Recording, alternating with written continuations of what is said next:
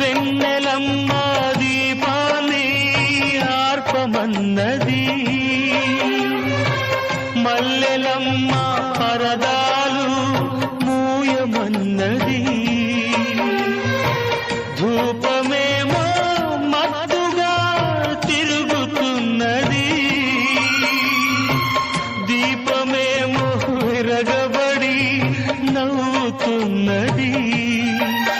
నీరాక కొరకు తలుపు, నీ పిలుపు కొరకు పానుపు, పిలిచి పిలిచి వేచి వేచి ఎదురు చూస్తున్నది.